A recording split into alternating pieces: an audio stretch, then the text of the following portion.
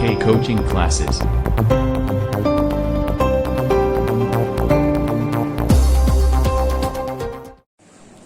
मेरे प्यारे बच्चों, आप सभी को नमस्कार।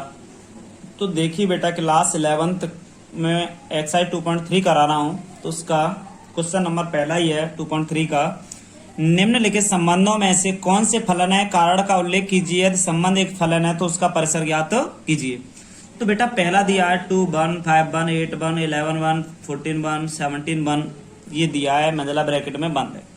अब यहाँ से कह रहा है तुमसे संबंधों में से कौन से फलन है, कारण का उल्लेख कीजिए। यदि संबंध एक फलन है तो उसका परिसर निर्धारित कीजिए, परिसर क्या होगा।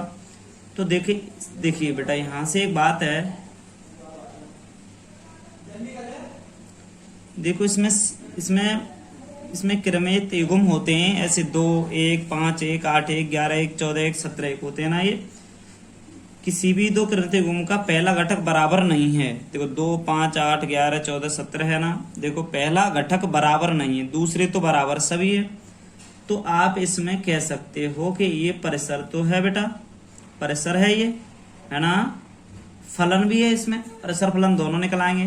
तो इसकी डेफिनेशन में थोड़ा सा मैं आपको बता दे रहा हूं कि यहाँ से देखो हम लिख सकते हैं इसमें बेटा, हल में लिख सकते हैं। यहाँ से पहले के हल में लिखा, माना r बराबर 2,1 5,1 8,1 11,1 14,1 17,1। अब यहाँ से मंझला ब्रैकेट बंद हो गया बेटा। अब इसमें यहाँ से इसकी डेफिनेशन लिखेंगे, संबंध फलन है, क्या है क्यों नहीं है। तो यहाँ लिखेंगे यह संबंध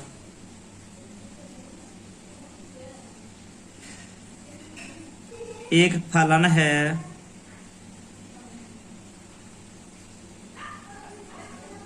क्योंकि किसी भी दो क्रमित युग्म का पहला घटक बराबर नहीं है। ठीक है बेटा। अब कह रहा है कारण के संबंध का फलन। अब देखो बेटा, इसमें प्रांत और परिसर की बात आ गई ना, तो प्रांत भी निकाल देना, परिसर भी निकाल देना। प्रांत पूछा नहीं है मगर आपको हम बता दे रहे हैं प्रांत क्या होता है, परिसर क्या होता है। देखो प्रांत निकाल दो बेटा। इसका प्रांत में देखो क्या आएगा, 2 5 आएगा। यहाँ से देखिए, आप यहाँ से देख रहे हो सभी प्रांत में, देखो 2 5 8 11 14 17 है ना। तो यही आएगा इस,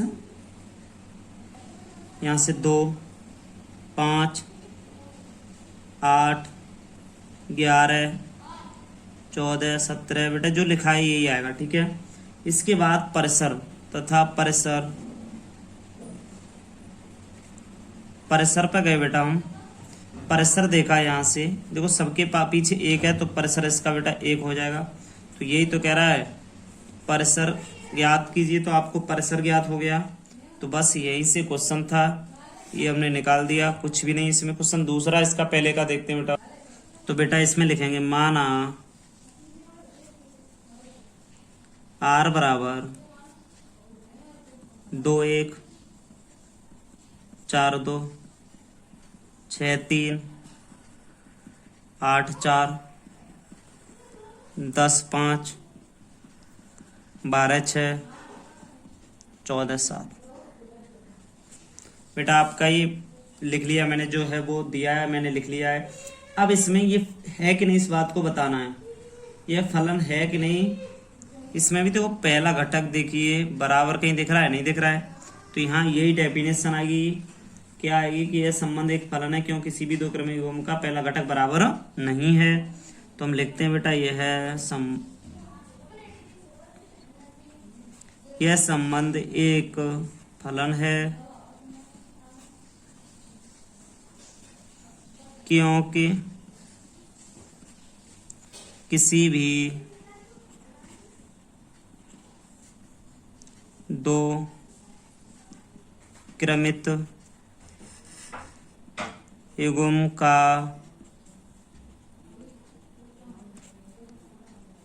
पहला घटक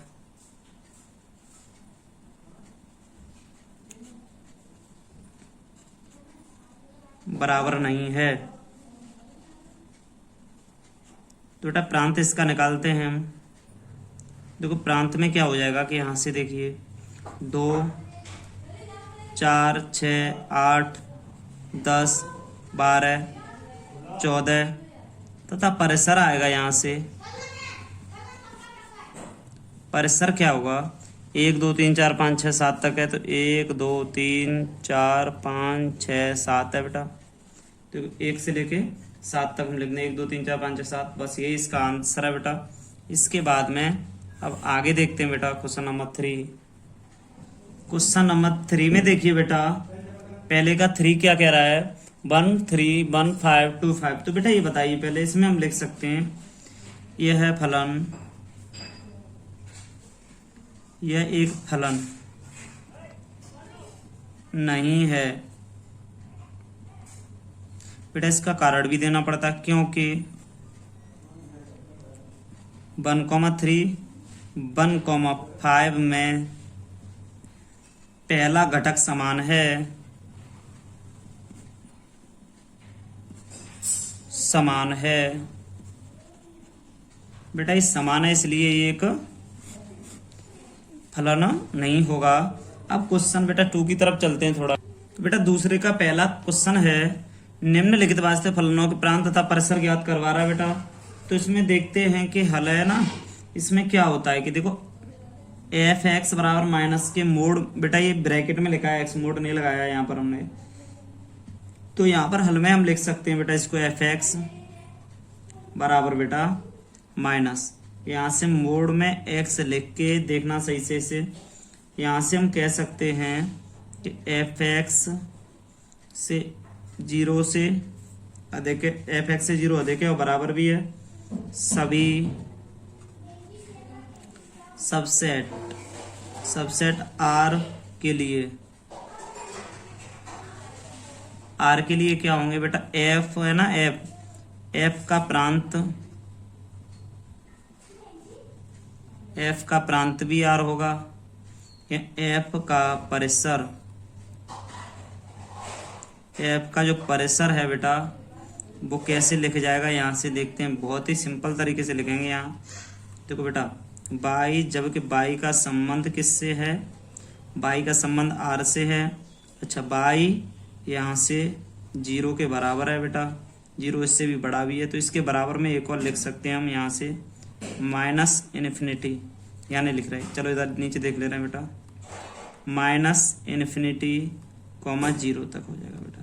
अब इन्फिनिटी है, इधर ये ब्रैकेट लगेगा बेटा, है ना, तो इधर बेटा आपका ये है तो इधर ये वाला ब्रैकेट लगेगा। इसको हम समझाएंगे अभी। देखो बेटा ये 0 से इन्फिनिटी तक है तो ये वाला ब्रैकेट लगेगा, माइनस इधर 0 हो तो बेटा ऐसे बंद होगा, ठीक है। अगला क्वेश्चन दूसरा क्या है, हल में देखते हैं बेटा। तो देखिए इसमें लिखा है एफ एक्स बराबर अंडर 9 माइनस एक्स स्क्वायर है, एफ एक्स बराबर, बेटा एफ एक्स बराबर परिभाषित नहीं है ना, परिभाषित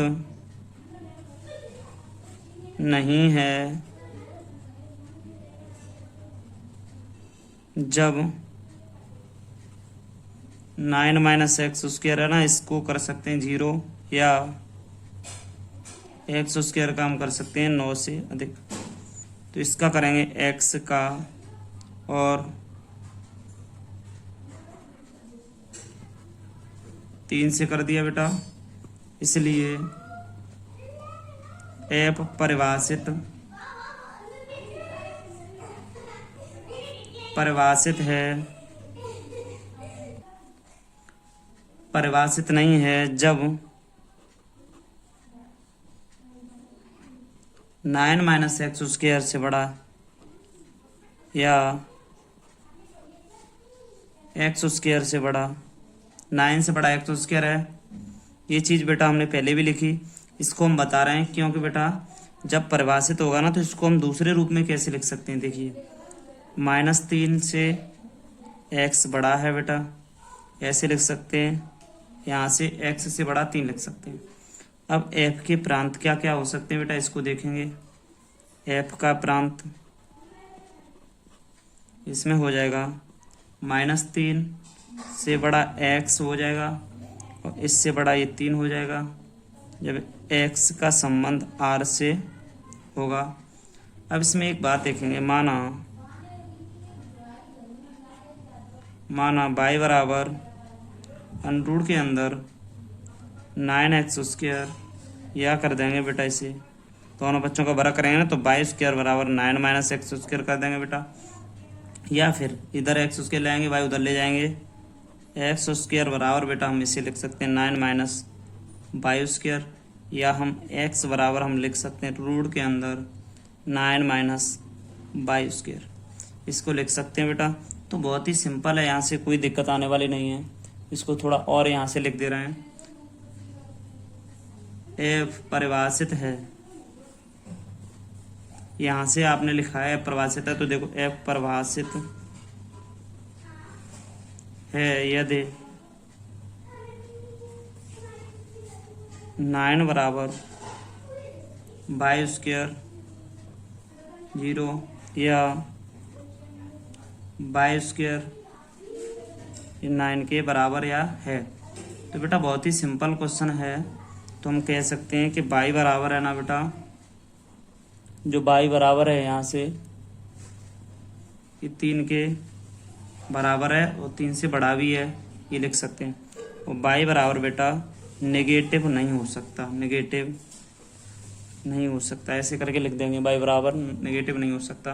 बस यही क्वेश्चन है बेटा आपका इसमें पहला भाग था बेटा इसका। दूसरे में 2 भाग पूछ रहा है बेटा, एक भाग छोटा सा और है उसको भी बता रहे हैं हम।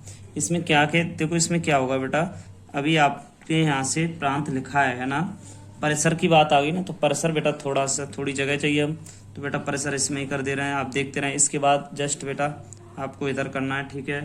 तो देखो इसमें से हम लिख सकते हैं बेटा यहाँ से परिसर, एफ का परिसर, एफ का परिसर क्या है बेटा, देखते बाई 3 और बाई से बड़ा है 0 बेटा, ऐसे यहाँ लिख सकते हैं। बाई जबकि बाई से बड़ा आर है और 0 से बड़ा बाई, इससे भी बड़ा बेटा 3 है, ऐसे लिख सकते हैं हम इसमें। बहुत ही सिंपल तरीका है बेटा, ठीक है। क्वेश्चन बेटा आपका खत्म होता है पहला यहाँ से। दूसरा क्वेश्चन है बेटा, दूसरे के 2 भाग थे, हमने दोनों भाग करा दिए। देखो इसके दोनों भाग खत्म हो गए हमारे। अब क्वेश्चन आगे चलता है, तो आगे देखते हैं क्या है बेटा। हाल में पहला क्वेश्चन देखते हैं। पहला क्वेश्चन क्या कह रहा है, तीसरे का पहला f0 है बेटा। तो यहाँ से देखिए क्वेश्चन है हमारा, यहाँ से पहले क्वेश्चन लिखते हैं। fx बराबर 2x - 5 रखते हैं बेटा यहाँ पर। तो देखिए पहला f0, यहाँ 0 रखा जाएगा, 2 × 0 - 5, तो इसको f0 बराबर बोलेंगे -5 आ जाएगा बेटा। f0 का मान -5 आ गया बेटा, तो इसमें कोई दिक्कत नहीं। अब यहाँ से सेकंड वाला क्वेश्चन देखते हैं बेटा। f की जगह कितना हो जाएगा बेटा, x की जगह 7, तो 2 × 7 - 5 बेटा, तो इसको लिख सकते हैं 14 - 5, तो इक्वल टू में 9 लिख सकते हैं बेटा इसे, ये भी आ गया। थर्ड वाला क्वेश्चन आपका कह रहा है f - के 9 कह रहा है, सॉरी 3, f - 3 कह रहा है। तो यहाँ से 2 × -3 - 5 है बेटा, तो लिख लो इसे ब्रैकेट में, माइनस के 6 कर लो और माइनस के 5, 5 माइनस के 11 हो गए। तो बेटा आपके तीनों आंसर आ चुके हैं। कैसी भी समस्या हो तो आप हमें बताएं। देखिए तीसरा क्वेश्चन हो चुका बेटा आपका।